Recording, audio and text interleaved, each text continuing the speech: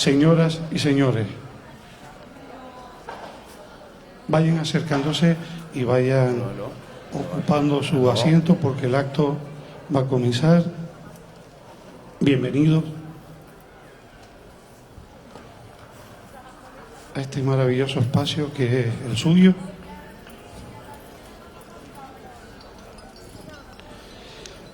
También hay que dejar un poco de pausa para los amigos que están comprando libros, que eso es fundamental en este encuentro, que quieren alguna firma.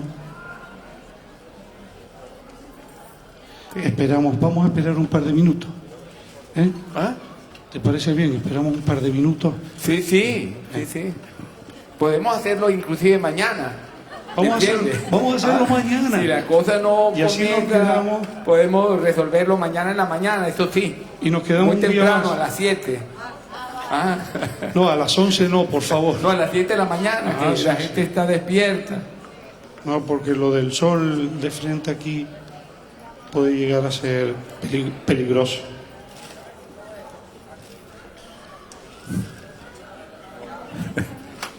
Sí, por ahí viene Roberto, Miguel Ángel, hay que dar tiempo a que ocupen su asiento.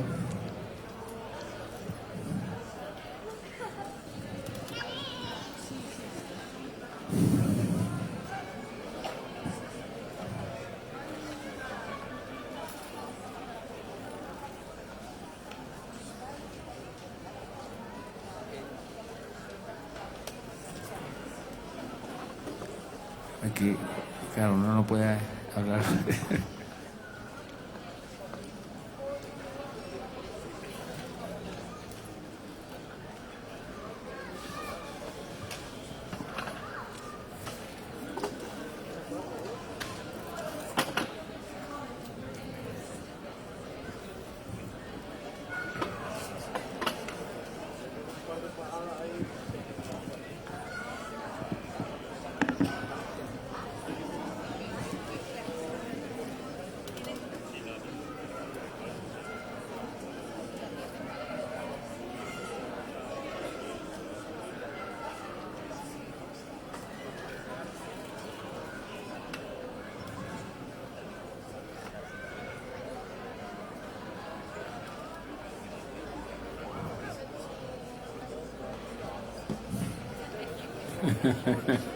Exacto.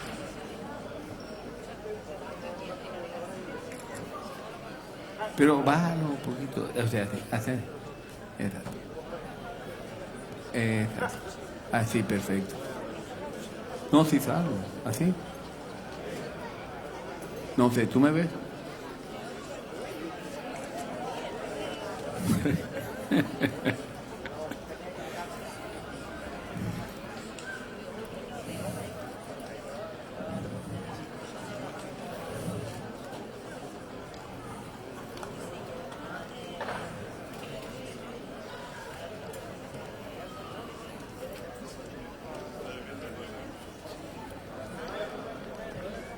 Sí.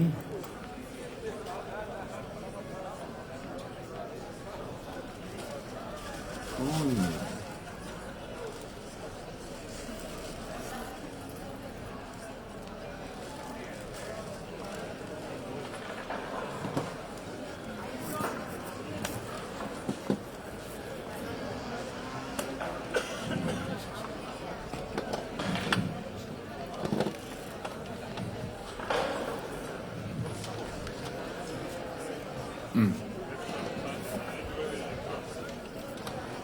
Perfecto.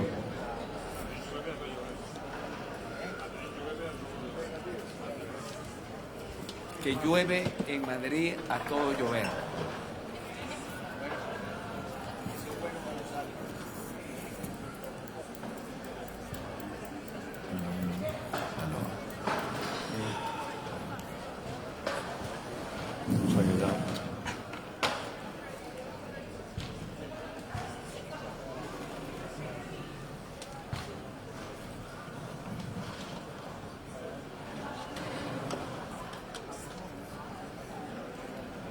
Sí.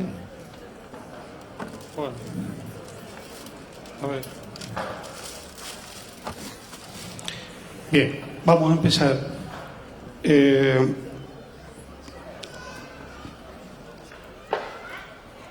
Repito, señoras, señores, bienvenidos todos a este espacio fabuloso con estos laureles de Indias, este espacio que es el suyo, estos laureles que son los suyos. Estamos ya tomando la cuesta abajo, este festival que uno no quisiera que se acabara nunca, pues tiene que terminar de alguna manera, y creo que es una buena forma de hacerlo con actos como el de ahora. Me toca presentar, bueno, más que presentar, tirar de la lengua a dos grandes personalidades del mundo de las letras y de la imagen. Venezuela, España, el mundo. Ellos son dueños del mundo, sin duda alguna. Les pido un aplauso cariñoso de recibimiento para Elsa López, que acaba de llegar. Nuestra madrina. Nuestra hada madrina. Bravo. Maravillosa Elsa. Y a nuestros invitados del acto que empieza ya. Tengo aquí más cerca a mi derecha a Vasco Sinetar, fotógrafo, animador cultural, organizador de cientos y cientos de eventos, de exposiciones, de espacios, de actividades destinados a actividades culturales, muy conocido dentro de su país, por supuesto en Venezuela, pero también fuera. Fotógrafo oficial de la República de las Letras, toda ella pasa por delante de los objetivos de sus cámaras. Y damos también la bienvenida a don Manuel Gutiérrez Aragón, grande entre grandes, uno de los grandes cineastas europeos entre el final del siglo XX, principio del XXI, que ya nos lo explicará por qué. No sabemos, estamos un poco mosqueados con él porque ha ido dejando de lado el mundo del cine y se ha centrado, lo cual también está muy bien, por ese lado está bien, en las letras. Es un grandísimo, reputadísimo novelista, ha ganado por ejemplo el premio Herralde, que tiene un enorme prestigio, pero también ha hecho algún libro con reflexiones, que también es narrativo sobre el mundo, los entresijos del mundo del cine, sobre los actores, que es un libro recomendable, precioso, interesantísimo. Y ahora sí, el aplauso para ellos. Nos aplaudimos. En la Unión Soviética y otros países había una costumbre estupenda, y era que, aunque estuvieran hablando de uno, ellos aplaudían. Es una costumbre perdida, se hundió con el comunismo del Este. Bueno, pues aquí lo podríamos institucionalizar en este festival hispanoamericano de escritores. Bueno, de escritores y también de hombres, mujeres dedicados al mundo de la imagen.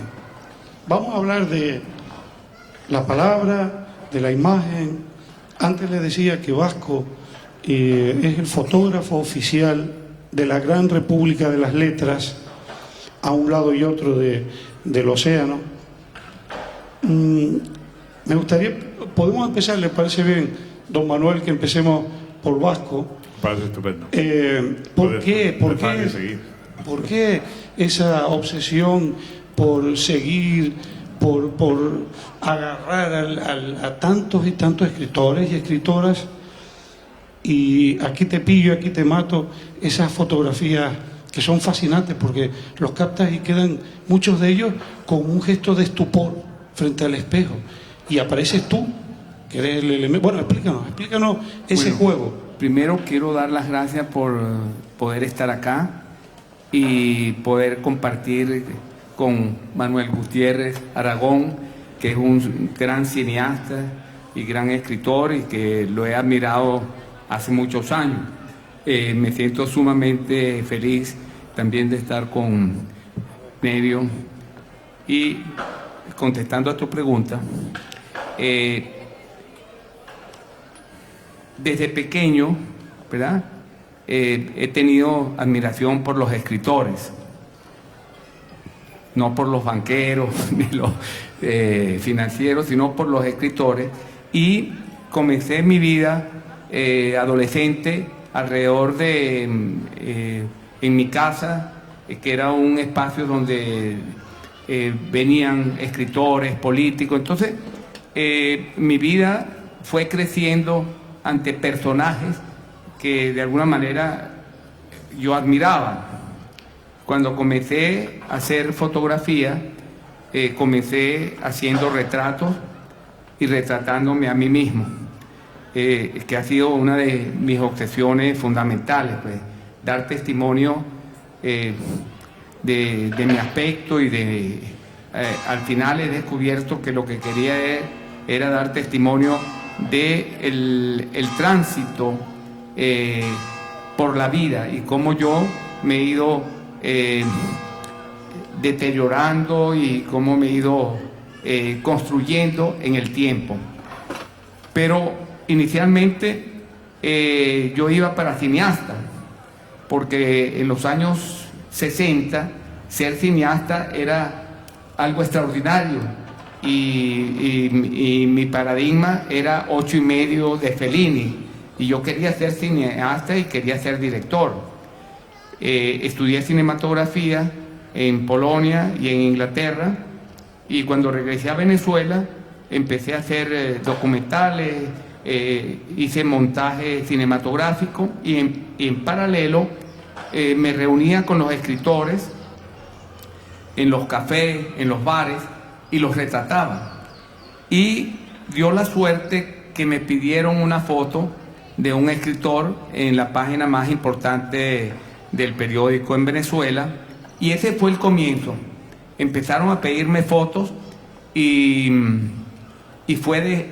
fui dejando progresivamente el cine, y llegó un momento en que dije, bueno, ¿qué soy yo? Yo soy un fotógrafo, porque lo otro es un imaginario. Y a partir de eso empecé a hacer retratos. Claro, como fotógrafo uno tiene que, como dicen en Venezuela, matar tigres, hacer publicidad, hacer reportaje, pero la obsesión fundamental que ha marcado mi vida ha sido la exploración sobre el rostro y sobre ese enigma y ese misterio que es el ser humano. Entonces empecé a desarrollar ese trabajo y bueno, ahora progresivamente les voy a contar otros cuentos. Además, ustedes saben que hay una exposición de Vasco en el Museo Benaborita, aquí a muy pocos metros, muy interesante porque en 2 pantallas se van sucediendo diferentes retratos y autorretratos fascinantes, con muchos autores, muchos escritores y escritoras. Después retomamos con Vasco.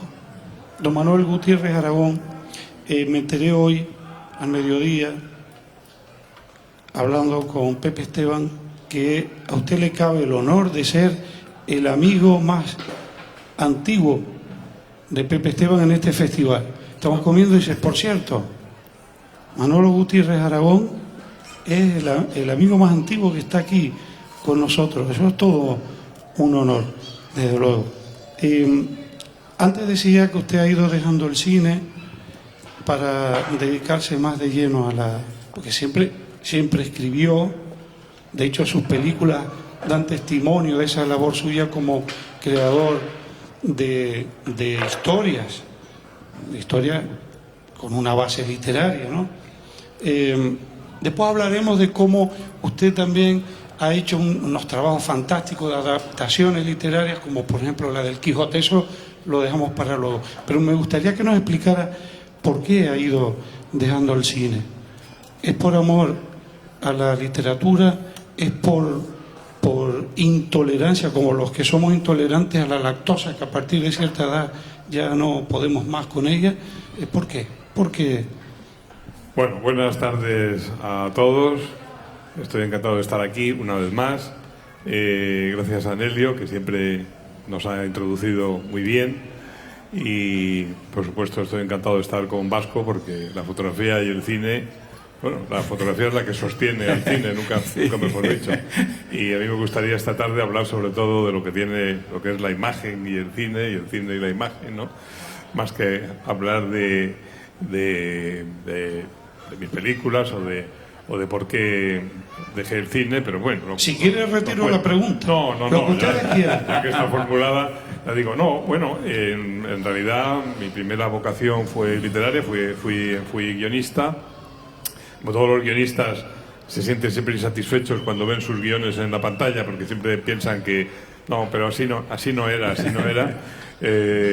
Y fui director durante bastantes películas, pero las cosas luego han cambiado. Las películas, sobre todo, se financian por la televisión, y aquellas películas que hacíamos, incluso algunas de Berlanga o de Saura o de quien sea, es difícil que puedan seguir haciéndose así, ¿no? Hacer una película no es solo contar la historia que está escrita en un papel, en el guión, sino que hay un diseño de producción, que es cómo son los actores, cuánto tiempo se emplea en la filmación, ahí la imagen tiene una gran importancia. Entonces, eso yo no estaba muy seguro que el proyecto primitivo, no contar la historia no tenía problemas, pero que el proyecto primero, al hacer una película, el diseño, fuera el que yo había imaginado. Las cosas han cambiado ahí, ¿no? Porque la financiación de las televisiones impone los actores, sobre todo los tiempos en el cine, el tiempo que empleas es muy importante. Yo empecé haciendo películas que duran 8 semanas y ahora te dan solo 3 semanas, ¿no? Bueno, pues eso es una rebaja importante. Y bueno, pensé que había que poner, pero cometí un grave error, que es contarlo.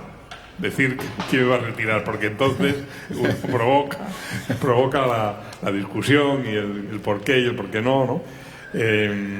Pero si no lo hubiera contado, pues no hubiera pasado nada. Pero que conste, primero, que yo lo que soy es director de cine. Puedo no hacer películas, pero sigo siendo director de cine, y que mi vida está hecha de ser director de cine. No pretendo ahora... Yo siempre pienso que aquí, en esta reunión de escritores, cuando me invitaron se equivocaron de nombre, pero ya luego les dio apuro, les dio vergüenza de decir, ay, perdona, que no eras tú al que llamábamos. Y ya pues vine, y estoy encantado de estar aquí simulando ser escritor. Vasco, y en el mundo del cine realmente tú nunca te has metido, no has participado en alguna producción allá en tu país, nunca has probado esa suerte. Pues, inicialmente hice un poco de cine, monté un largometraje, monté un documental largo. Algunas veces le pido a los amigos míos directores de cine que por favor me metan en sus películas, aunque sea que pase 2 segundos, pero que... Bueno, en el cine hay una labor muy importante, que es lo que siempre se llamó el fotofija. El fotofija. Ahora ha ido bajando su importancia, ¿no? Pero antes, fíjense ustedes que antes el fotofija es el que fotografía los planos de la película, para que luego la película salga en los anuncios, en las carteleras o en lo que sea, ¿no? Y antes, como el cine se ha ido deteriorando un poco, en fin, esto ocupa 15 segundos lo que voy a contar. Cuando yo empecé en el cine, se quitaba la cámara del trípode, se ponía una cámara de fotos. Los actores tenían que hacer lo mismo para hacer exactamente la foto del plano que se estaba rodando. Ahora ya no, ahora ya las cámaras digitales, mientras los actores hacen cosas, se hacen, pero en fin, era el fotofija, era definitivo. No, y el fotofija también es el wire que da testimonio de la intimidad de todo el ambiente y el proceso cinematográfico.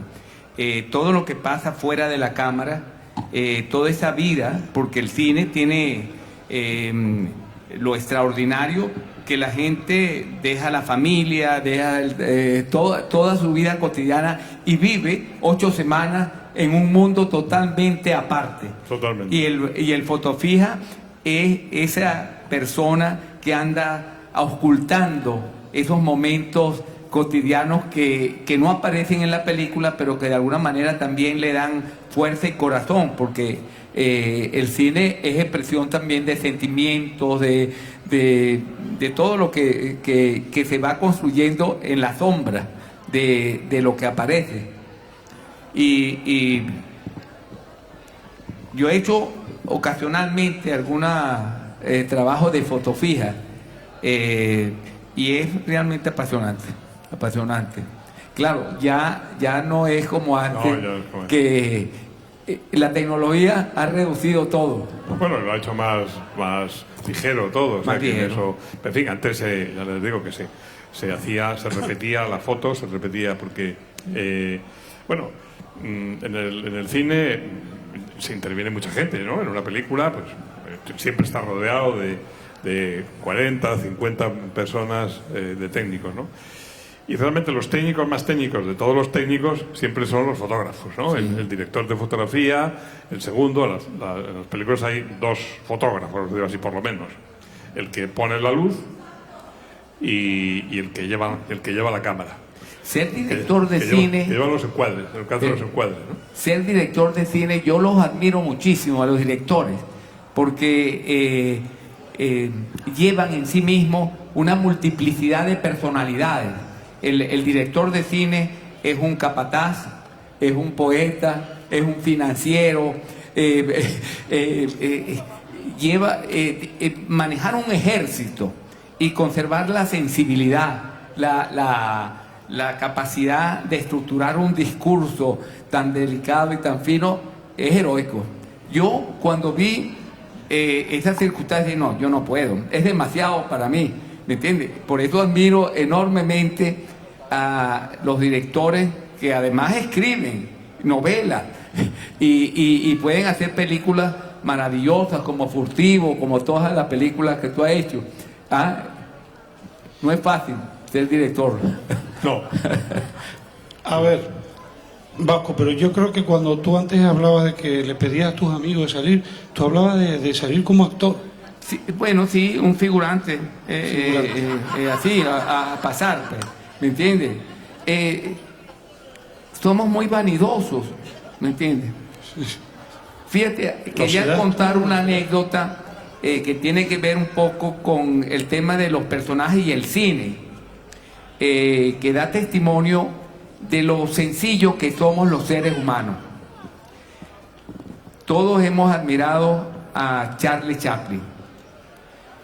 Estaba yo caminando en Londres el año 73 frente al Hotel Savoy y de repente veo una limusina y veo a Charlie Chaplin. O sea, Charlie Chaplin es como el Jorge Luis Borges del cine. Y bueno, me le pego atrás al carro, espero que el hombre salga con su esposa y le pido un autógrafo. Y entonces yo llevaba en esos tiempos una libretica de anotaciones y le doy la libreta y un lápiz para que me escriba un autógrafo. Y resulta que no tenía tinta el lápiz. Entonces le dije, ¿me puede esperar aquí un momentico que voy a la recepción a buscar un lápiz? Bueno, y me esperó allí y yo vine y me firmó el autógrafo. Entonces, eso me dio a mí el conocimiento del ser humano. O sea, bueno, te cogiste en un buen día. ¿Tú conociste a Chaplin, Manolo?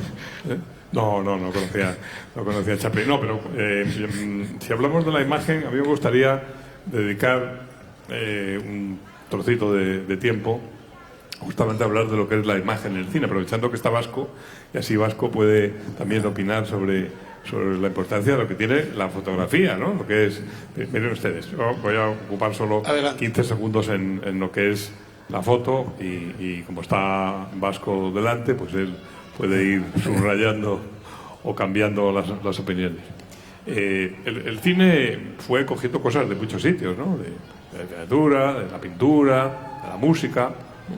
Fue cogiendo de todo. Y de la pintura, de lo que es la imagen, de la pintura, cogió sobre todo los encuadres. Hay una cosa que la gente no sabe, ¿no? El cine fue un sistema de prueba y error, y en que la foto tuvo muchísima importancia, ¿no? O sea, que el cine no se inventó como una ciencia teológica y dijeron esto tiene que ser el cine, sino que fue probando esto por aquí, esto por allá. Y entonces de los encuadres, del mundo de los fotógrafos, que eran de la fotografía fija, ¿no? o de la pintura, evidentemente copió los encuadres, podía haber hecho, y tardó mucho, no se creen ustedes que el invento del cine apareció así por las buenas. Por ejemplo, estamos ante uno de los grandes retratistas del siglo XX, XXI, ¿no? Lo que queda uno de los grandes retratistas, que tiene cientos de retratos, y el retrato, que siempre es de este tamaño, más o menos, es muy importante. Bueno, pues el cine tardó mucho en acercarse al retrato, mucho. Pasaron mucho tiempo con eso de prueba y error. Y además, no gustó demasiado cuando hacía retratos. El cine se hacía como el teatro, se ponía una cámara y los actores pasaban, como aquí, como este escenario. Ponían la cámara ahí, donde está puesta ahora, como la que tienen ustedes ahí detrás, y los actores entraban por la izquierda, se iban por la derecha y nada más. Y entonces, de pronto, copiando la fotografía, un director dijo: ¿y qué pasa si ponemos esto más cerca? Y reinventaron el retrato en el cine en movimiento. No gustó nada, no gustaba nada. La gente le daba miedo cuando se inventó el primer plano en Griffith. La gente no entendía, porque la gente lo que estaba acostumbrada era que aquello pasara adelante, todos en plano general, y les parecía que era una persona degollada, o sea, que habían degollado a alguien y que habían colgado la cabeza. Bueno, pues eso se tomó de la fotografía, del mundo de la fotografía. Luego contaré cuál es la gran diferencia entre lo que es la foto fija y la pintura y el cine. Eso lo dejo para luego. Pero en fin, que el cine no se inventó de un día para otro, sino que es un sistema muy lento y complejo, donde siempre se tiene en cuenta lo que al espectador le gusta y que no le gusta, pero a veces se hace contra el espectador, como el caso del primer plano. Es un sistema de prueba y error. Y hay directores que tienen una cultura fotográfica que para los cuales el tema de la imagen es sumamente importante. Yo recuerdo cuando comencé a estudiar cine que uno se fascinaba por la experiencia de la imagen de Antonioni, claro, que construía las imágenes de una manera muy estricta, muy plástica, de las cuatro dimensiones inclusive pintaba los escenarios para crear determinadas atmósferas. En el cine, a la hora de encuadrar, nosotros lo copiamos de ustedes, de los fotógrafos. A la hora de encuadrar, usted fíjese que al principio, ahora, hay planos muy feos que son... uno tiende a que cuando pone la cámara se vea todo, ¿no? Y ponerla un poco así en alto para que se vean todos los actores y lo que hacen. Bueno, eso como si fuera un plano de transmisión de fútbol, ¿no?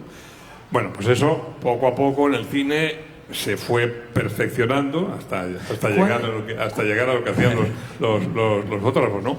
Ahora, el plano natural, el sitio natural de poner una cámara, que está tomado de los fotógrafos, el sitio natural de poner la cámara de cine es a la altura de los ojos. Pero eso se tardó, ¿no?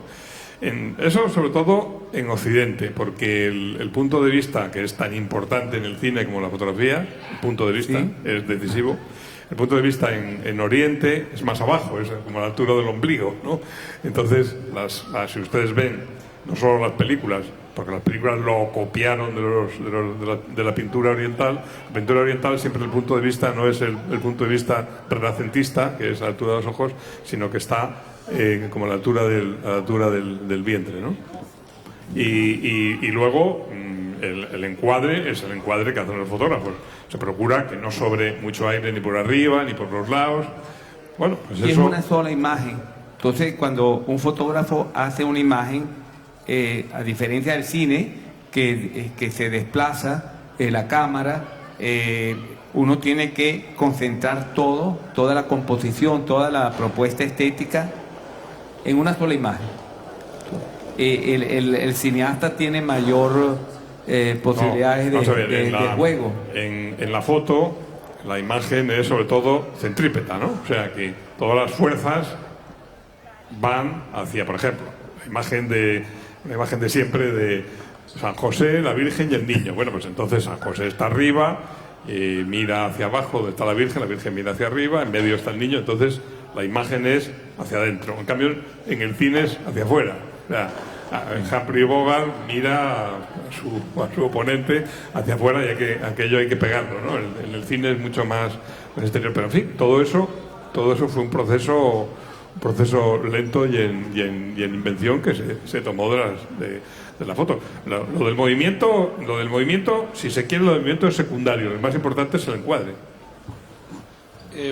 Vasco, y tú como fotógrafo retratista, Y de otras cosas y también. de otras cosas también, que él ha hecho de todo. ¿Cómo? Yo he visto de todo, ¿no? Sí, ha tocado todos los palos. Hago fotografía urbana, hago cuando tengo posibilidad algún desnudito,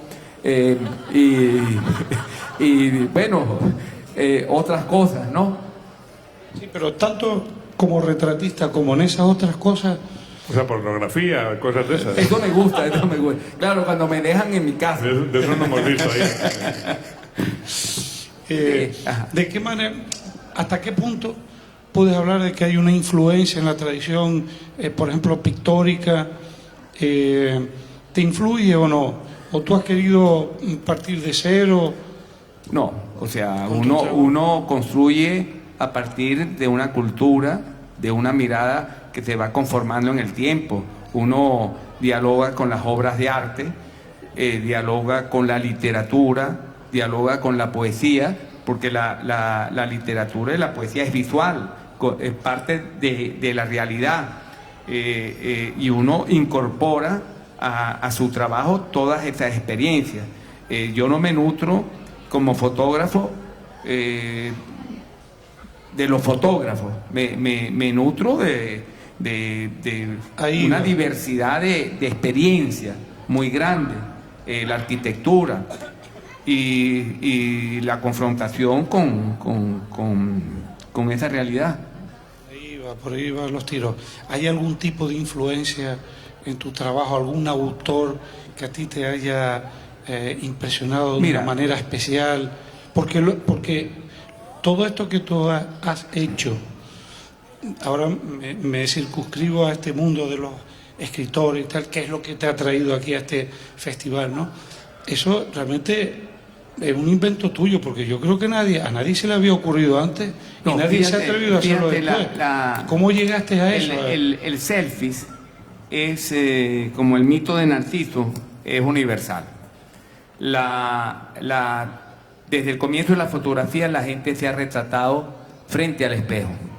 Y yo tengo una historia, porque la he venido sistematizando, de grandes fotógrafos que se han retratado frente al espejo. Lo que cambia en relación a mi trabajo es el concepto. No es lo mismo hacer una foto frente al espejo, 2, 3, que establecer un sistema en 40 años de reflexión a través de esa confrontación con el espejo. El trabajo mío es una exploración sobre la muerte y sobre el deterioro y sobre el tiempo, porque esa imagen que está allí, amigable, divertida, esconde en el fondo un diálogo con esa sensación de deterioro que va transcurriendo en uno mismo. Entonces tú puedes ver, por ejemplo, cómo yo voy cambiando físicamente, cómo va cambiando mi estado de ánimo, en ese trabajo. O sea, yo lo que hago es una sola imagen. He hecho una sola imagen 40 años. Es un sistema, no es un proyecto conceptual en ese sentido. En relación a los retratos, uno va depurando el espacio del retrato, construyendo una estructura que permita que el que está retratado pueda expresar su silencio, pueda expresar su mundo como si estuviese ante sí mismo y no hubiese ningún espectador. O sea, es lograr que el otro esté consigo. A mí me da mucha... cuando yo voy a retratar y me preguntan, ¿y qué hago? ¿Me río? Yo le digo, pero ¿por qué tiene que reírse? Si usted está en su casa, sola, usted no se ríe. ¿Me entiende? Usted lo que tiene es que quedarse tranquilo, relajadito y míreme, más nada, míreme. Para que a veces hay fotógrafos que empiezan a decir eso de usted relájese, no pasa nada, y te quedas dormido. Suele Sí, te suceder. quedas dormido. Me he relajado tanto que... No, es que a los retratados hay que tenerle carácter, porque le quieren quitar la autoría a uno. Cada uno que va a hacer un retrato, entonces, mire, ¿por qué no me hace un retrato aquí? No. Yo le voy a hacer el retrato a usted donde yo quiero y como yo quiero. Entonces es un torneo, ¿verdad? Para descoyuntar el yo del otro, para que el otro entienda que el proyecto no es de él, el proyecto es de uno y que él tiene que deponer todos sus deseos y todas sus iracundias. Hay muchos directores que a los actores, para que no sean exagerados o algo así, le dicen, es muy frecuente esto que les voy a decir, es muy frecuente. Y a los actores les humilla profundamente esta frase cuando dice, no, tú pon cara de nada. Al actor que se dice continuamente. Bueno, entonces le dices al director, oiga, ¿qué? Entonces aquí yo tal, y dice, no, usted nada, mira aquí, luego mira allá, y porque el director siempre piensa que luego en el montaje lo arregla, ¿no? Porque se supone que las imágenes tienen que irse explicando, ¿no? O sea, por sí mismas, que no hace falta, mientras que en la literatura hace falta construir la sintaxis, en la imagen fotográfica, por ejemplo. Cuando yo nací en un pueblo que se llama Torrelavega, que está en Cantabria, ¿no? Y iba a un cine donde había ido mi abuela siempre a ver películas mudas. Me gustaba mucho, se llamaba el Teatro Principal. Y de vez en cuando con mi abuela me decía, pues aquí en el teatro principal yo venía a ver películas mudas.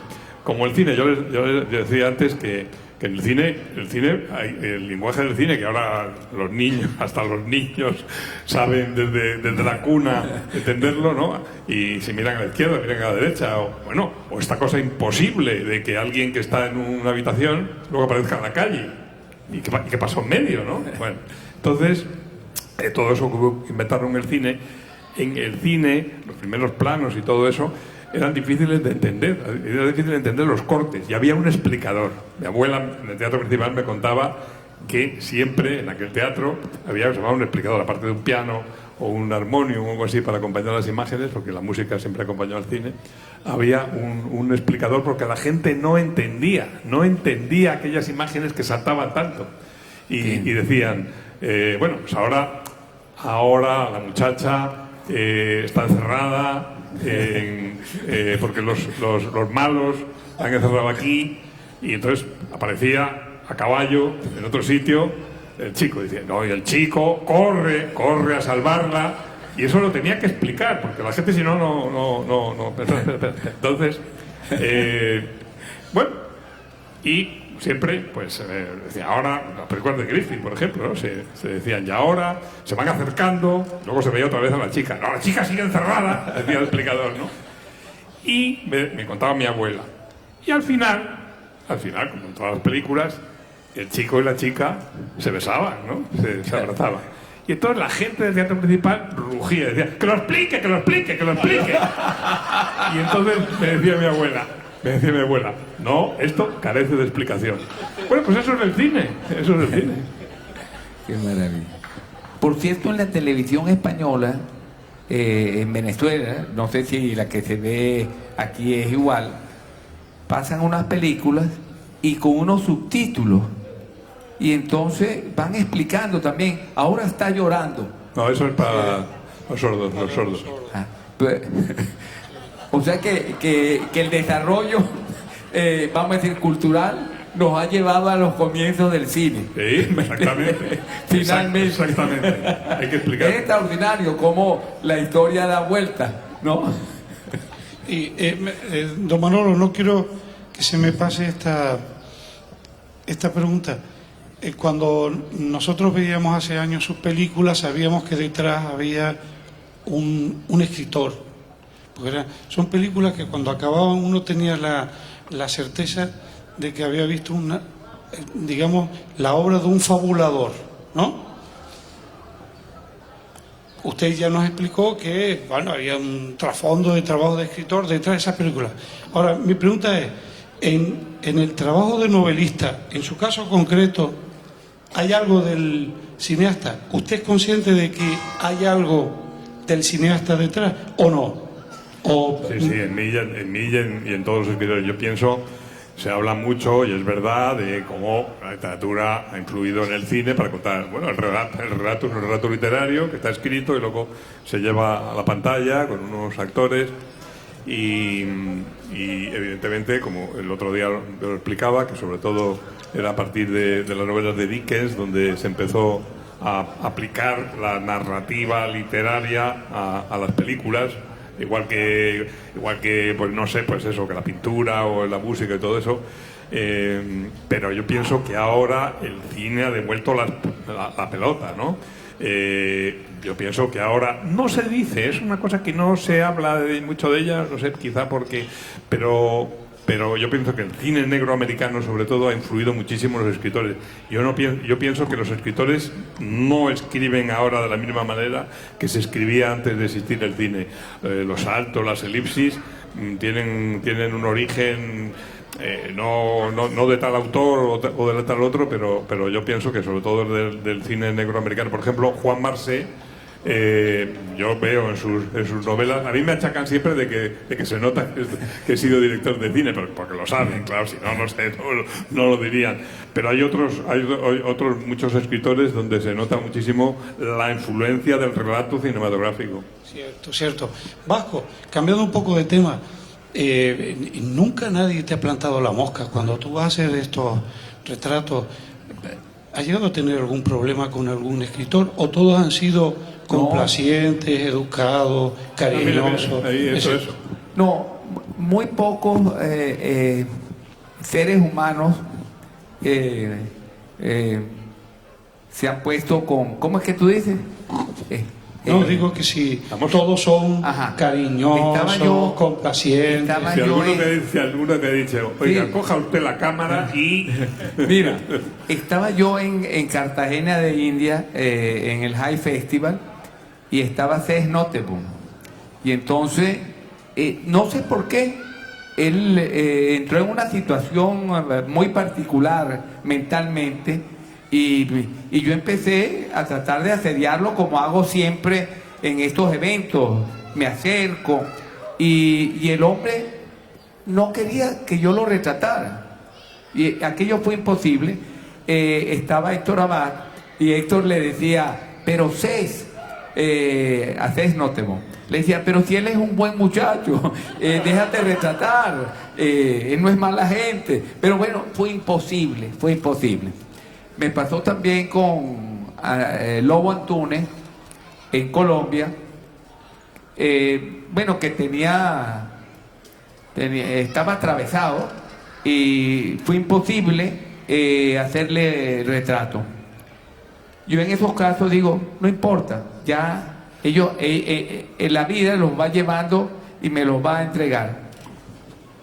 Y fui a Guadalajara, en México, y un amigo lo convenció y me lo llevó al baño, ¿me entiendes? Y fue como un corderito al baño de arte retrato. Pero en términos generales no pasa, porque el retrato es una forma de homenaje. El retrato es un diálogo con el otro afectuoso, amoroso. no es un hecho agresivo.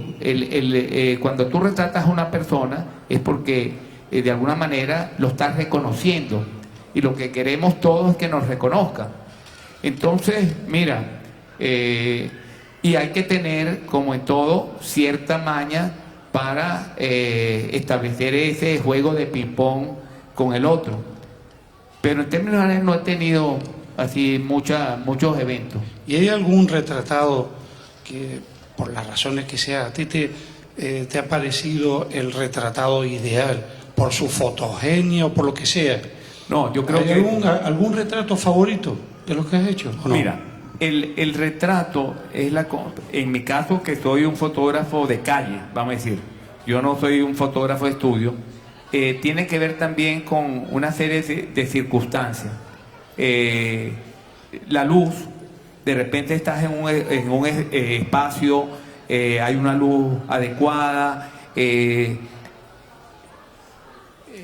está la persona, de repente hay personas que la piel no reflejan, tú le tomas una foto y desaparece, no hay feedback entre la luz y ese rostro.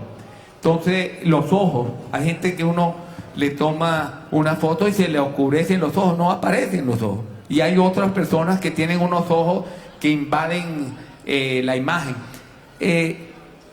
Es una experiencia siempre nueva, en el sentido, porque es una experiencia que no está controlada. Cuando tú tienes un estudio, tú llevas a una persona, cuadras la luz. Cuando estás en la calle, bueno, yo me paso por aquí, siempre estoy viendo escenarios a donde voy. Lo primero que hago es ver las paredes, las ventanas, las puertas, por dónde entra la luz, dónde puedo poner a Manuel Gutiérrez Aragón para que la luz le dé adecuadamente. Entonces, por esto es que es fascinante, porque todo el esfuerzo que uno tiene que hacer, primero para lograr el espacio adecuado y después para seducir al otro, porque yo puedo estar en un festival 3, 4 días merodeando a un escritor, y se me sale por aquí, viene por aquí, hasta que finalmente, ¡tac!, lo agarro. Claro. Don Manuel, ¿y usted, como cineasta, alguna vez se preocupó por eso, por el arte del retrato de un personaje? Y luego también como escritor, ¿le preocupa a usted o le interesa de una manera especial ese arte de retratar, de captar a un personaje y captarlo no solo en lo físico, sino también en su Bueno, interior? eso es muy diferente en el cine y en la escritura. En la escritura, las descripciones se admiten, siempre que no sean de 4 o 5 páginas, se admiten las descripciones. En el cine huye de las descripciones, ¿no? O sea que un personaje se retrata a sí mismo mientras hace cosas en la acción, pero no es como la escritura de decir, fulanito tenía la nariz de su padre, su abuelo ya no sé qué, eso evidentemente no se puede hacer. O sea, es la acción la que hace al personaje y no al revés, ¿no? En realidad en el cine las explicaciones o sobre todo las descripciones no funcionan. Quería hacerte te voy a quitar el trabajo. Mejor, a ti, un mejor. poquitico, ¿me entiendes? Primero quería preguntarte cómo es tu relación con el director de fotografía. Un director de cine tiene que establecer un nivel de complicidad con el montador y con el director de fotografía y con el productor. Pero esa relación con el director, ¿cómo se transmite todo lo que tiene ese guión a nivel de imagen? ¿Cómo tú logras establecer ese diálogo? Pero que finalmente es parte de la impronta que tú le das a la película. Bueno, a nivel fotográfico. Antes de que las series tuvieran tanta importancia, por supuesto, las películas como las de Visconti o las de Antonioni, que tú antes has citado, nos preocupábamos mucho por la puesta en escena y por la plástica. Y el diálogo entre el director de fotografía y el director era muy grande. Y de hecho, las películas de Bergman, por ejemplo, tú veías una imagen y aunque la hubiera fotografiado un excelente, como era Nimrit, ¿no? Que fue director de fotografía de Saura.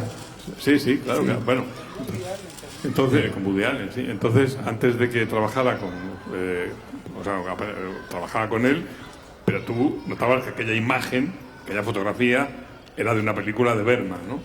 Eso ahora, desde que las películas, sobre todo, son para televisión o para una plataforma, la plástica tiene menos importancia, ¿no? Porque ahora se va matando. Cuando vas haciendo una película, lo que quiere el director y, por supuesto, los productores y la televisión es que aquello vaya deprisa.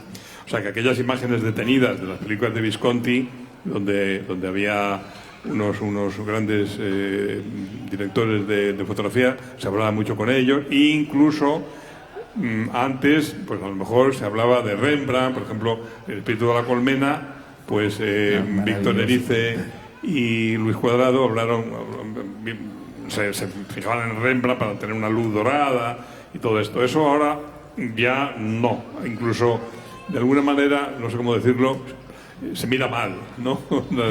La belleza fotográfica en el cine empieza a ser sospechosa, porque lo que se va es haciendo deprisa, sobre todo desde que ya no se filma. Y ahora, saben ustedes que no se filma con celuloide, ahora se graba, ¿no? Nunca mejor dicho, se graba en digital, y entonces se hace mucho más deprisa. Nosotros antes, para hacer una toma, tardábamos mucho tiempo en poner la cámara, y además la cámara era muy pesada, y ya una vez que la ponías no la cambiabas de sitio, ¿no? Entonces ahora eso mismo se rueda, esa misma toma o esa misma escena se graba con 3 o 4 cámaras y luego ya se monta. Entonces no es lo mismo tener un solo punto de vista donde todas las luces entonces armoniosamente estaban iluminando aquello, los fondos, el primer plano, los ojos de la actriz, la nuca del actor, todo eso. Ahora, al haber tantas cámaras, no se puede tener tanto cuidado en la fotografía porque hay muchos puntos de vista, ¿no? Eso, evidentemente, ha disminuido el rigor de la puesta en escena.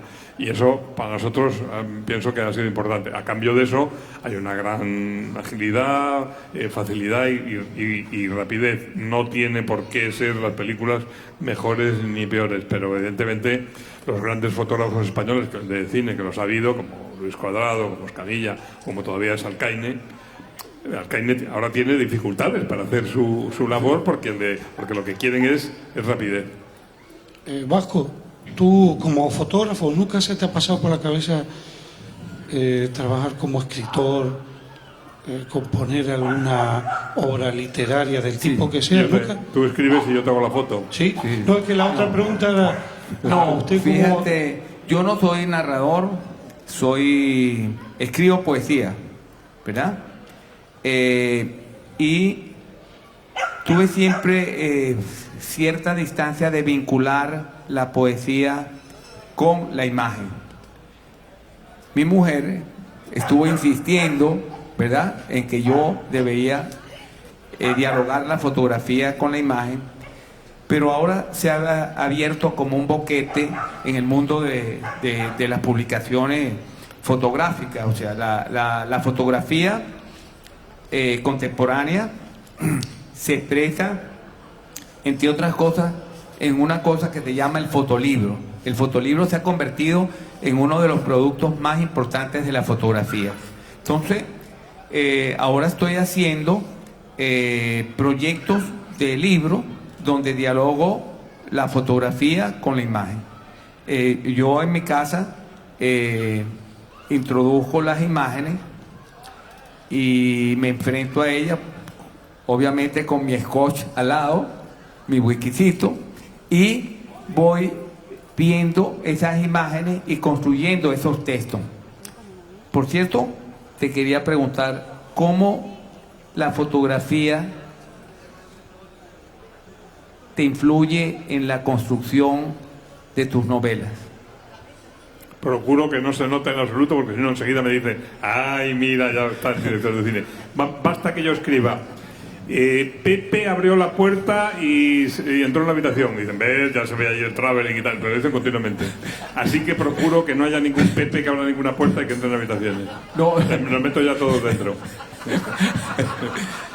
porque tú eres de oficio guionista, entonces tú tienes como una estructura de escritura donde esos elementos fotográficos están muy presentes, todo lo que construye la imagen.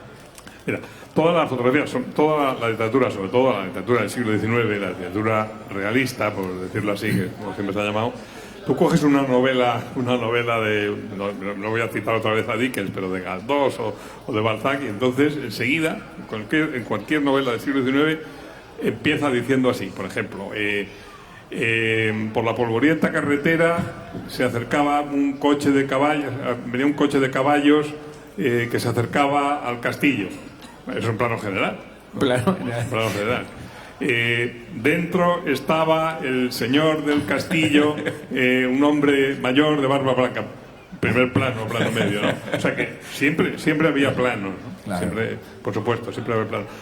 Ahora ya quizás no se note tanto eso, ¿no? Pero evidentemente. Y luego yo cuando daba clases en la escuela de cine, ante alumnos que no leían novelas, yo digo, pero si la literatura está llena de imágenes, ¿no? Hay muchas más imágenes en la literatura que en el cine.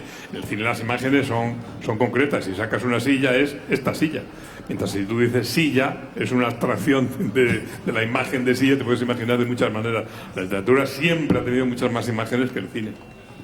Señores, se nos ha ido el tiempo. Por ahí he oído a alguien decir, ay no, nos quedamos con esa expresión, ay no. El año que viene. Es perfecto, que el público diga, ay no. Un aplauso para estos dos maravillosos creadores. Nosotros, los países socialistas, vamos a aplaudir. Como venimos del socialismo, aplaudimos.